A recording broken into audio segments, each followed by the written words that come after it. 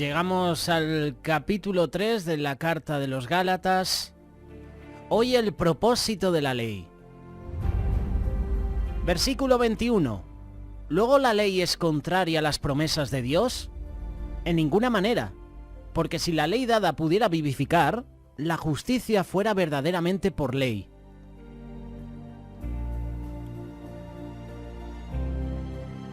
La pregunta que hace Pablo pudiera a lo mejor ser una ofensa para aquellos que hasta ese momento habían defendido esta ley.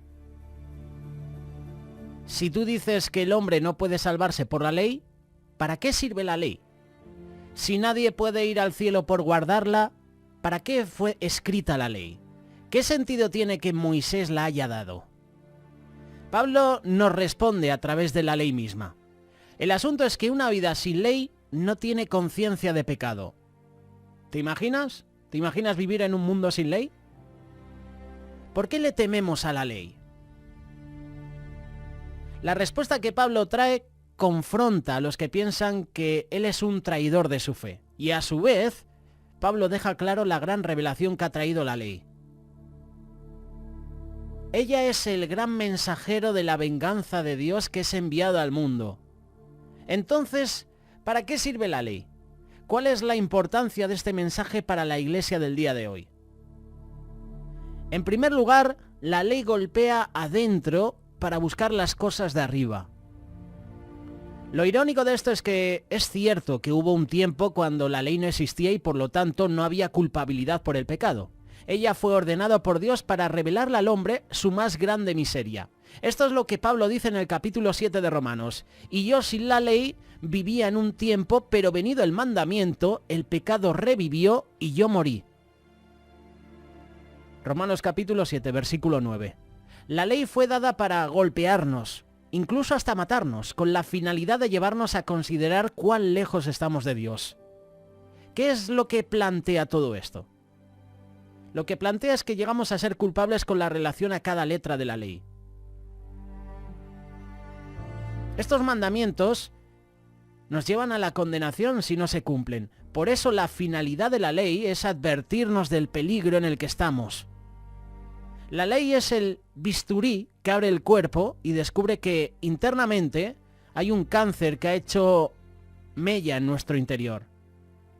Ha hecho mella en todos los órganos vitales. La ley condena ante la más mínima infracción. La ley nos demanda una obediencia perfecta.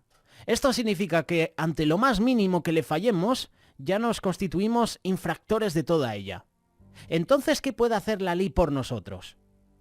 Lo único que puede hacer la ley por nosotros es que sintamos en nuestro interior que no somos nada. No puede darnos vida, no puede limpiarnos, no puede cubrir la vergüenza que ella misma pone al descubierto. Voy a ponerte un ejemplo. Supongamos que usted o yo hemos guardado los 10 mandamientos. Vamos a pensar que usted es un hombre tan justo que ha sido capaz de guardar la ley escrita.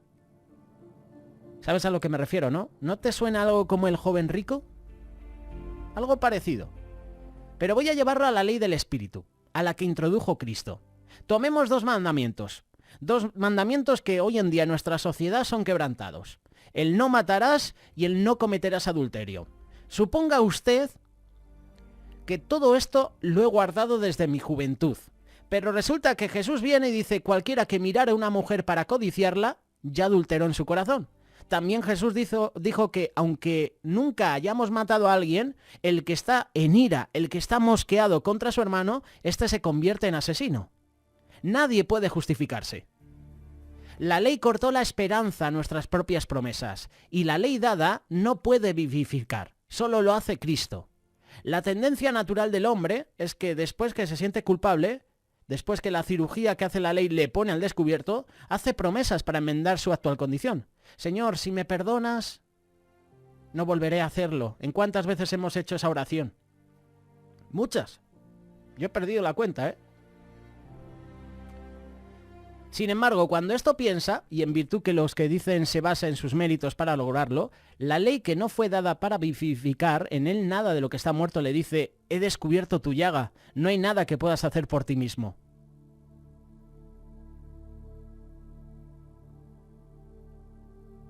La deuda de nuestros pecados tiene que pagarse de alguna manera, y por cuanto la justicia de Dios no cambia, nada de lo que desees te va a ayudar.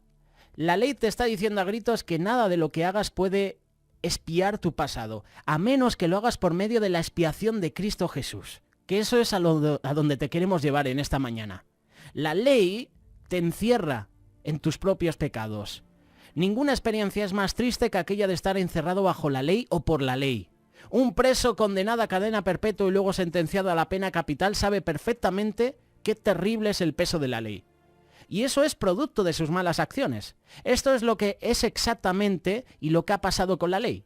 La ley te dice que a menos que obedezcas perfectamente, no podrás ser salvado por tus hechos. De esta manera, al cometer un solo pecado, te llegas a manchar todo. Que una sola falta, la más mínima que sea, lo arruina todo. La única ropa que Dios acepta en el cielo será blanca. Eso es símbolo de la santidad, de la pureza. Eso significa que Dios no puede aceptar una ley que hayas violado. Esto nos compromete porque ningún logro enmienda una u otra cosa que hagamos. La ley simplemente nos ha encerrado, ha confinado a una condena perpetua. De allí que el mismo texto nos diga que lo único que nos podía sacar de ese encierro era por medio de la promesa, por la fe en Cristo. No era la promesa, era la ley. No era la promesa y la ley, era la promesa y la fe. La ley nos conduce al único que pudo cumplirla. La ley tenía fecha de expiración. Sí, la ley no fue dada para siempre. Ella nació con fecha de expiración. Fue temporal hasta que se manifestase la simiente. En eso consistió la promesa que se le hizo a Abraham.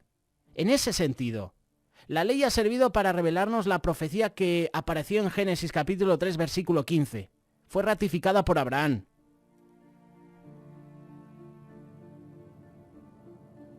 Lo que este texto plantea es que la ley no será siempre.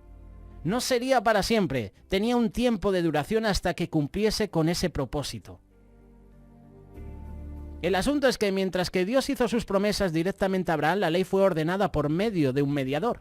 Y el pasaje nos habla de dos mediadores, los ángeles que representaban a Dios y Moisés que representaba a la gente, que nos representaba a nosotros. Ahora Cristo es el mediador entre Dios y los hombres. La ley de Cristo jamás expira. Ella es eterna. Y la ley, lo creas o no, fue dada para revelarnos la fe. La fe fue un hecho notorio en el Antiguo Testamento. Si ves la galería de los hombres de la fe de Hebreos capítulo 11, lo confirman.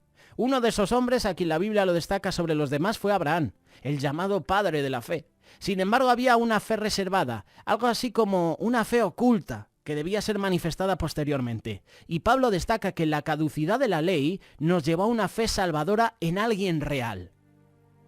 La ley fue nuestro pedagogo, por decirlo de alguna manera, que nos ha llevado a Cristo.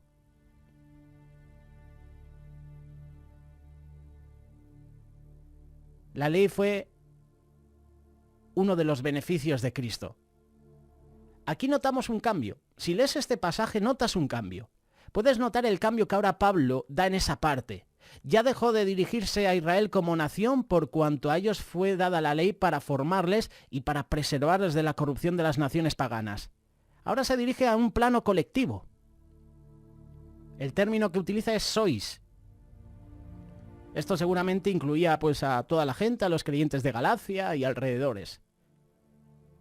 El primer y gran beneficio es que ahora todos podemos ser hijos de Dios. Israel pensó que la salvación solo era para ellos.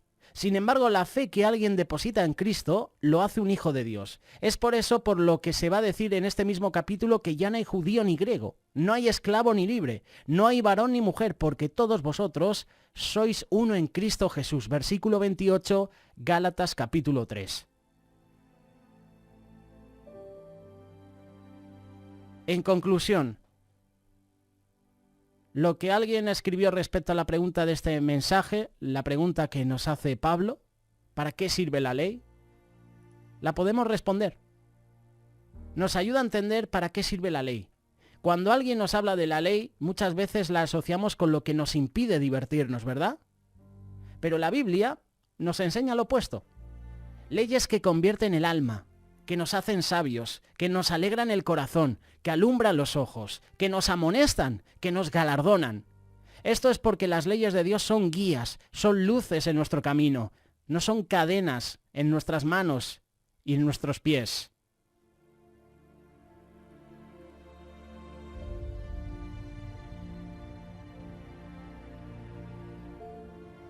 ¿Sabes una cosa? Esto nos señala el peligro, nos advierte, luego nos señalan el triunfo y nos guían. Y así es, Pablo ha dejado claro cuál fue la función de la ley. Lo primero que ella hizo fue abrir nuestro corazón. Esa es la función de un cirujano, ¿no? Cuando se nos abre el corazón, se descubre que la maldad que hay en él nos separa de Cristo.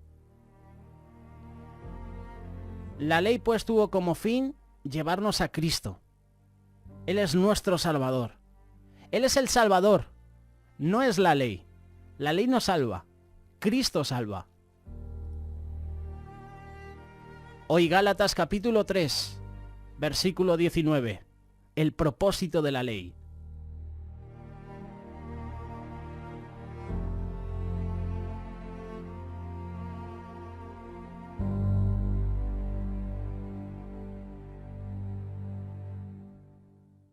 Radio Solidaria, una radio comprometida.